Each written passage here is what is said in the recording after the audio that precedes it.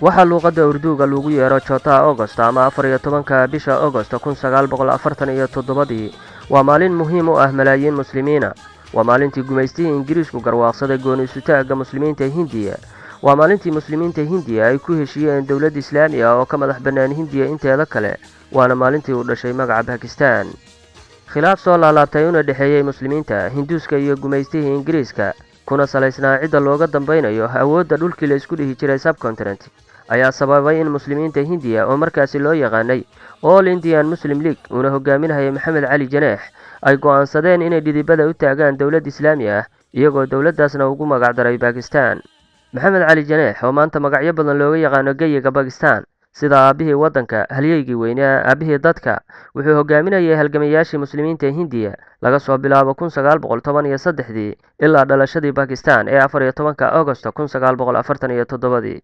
xilligaasi kadib waxa uu noqday madaxweynihii ugu horreeyay ee Pakistan, balse waqtigu uma saamixin inuu wax badan kasii ogaado guushii uu horseeday, wuxuuna geeriyooday 1948 hal sano kadib dhalashadii Pakistan.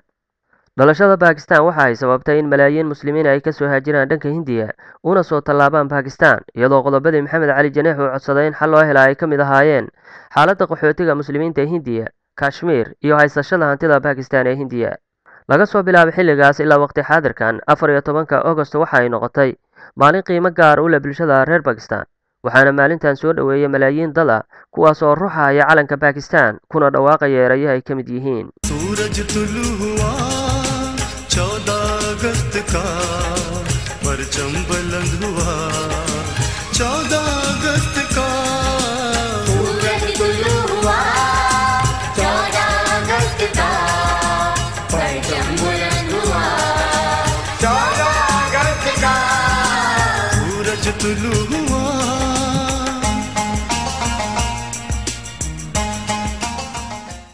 xornimada Pakistan oo haatan laga joogo muddo 65 sano ah ayaa dadka siyaasadda indhaindheeya sheegayaan in xilligaas ilaa haatan Pakistan ay ku tallaabsatay horumar la taaban karo, sida samaysashada hubka nuclear-ka, kobcinta dhaqaalaha, sare u qaadidda waxbarashada iyo tayeynta ciidamada militariga, iyadoo la sheego in Pakistan ay ka mid tahay wadamada ugu awoodda badan dunida marka la fiiriyo xagga militariga.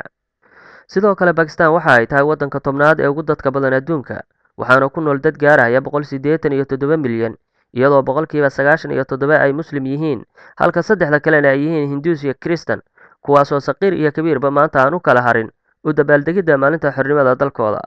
ma ahan horumarka oo keliya, sidoo kaleeto Pakistan waxay la daala dhacaysaa arrimaha argagixisa la dirirka, qaraxyada, musuqmaasuqa iyo dagaalada ku salaysan deegaanada.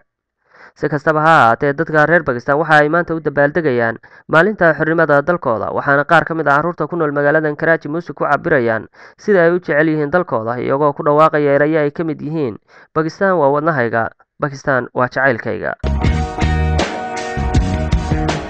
We are buddies without borders. We can make all the difference. Let's all join hands to help the kids. We are buddies without borders. My heart is Pakistan. My life is Pakistan. Dil, dil, Pakistan. Durraan Xasan Awaadan, Koonfurta Pakistan, Karachi.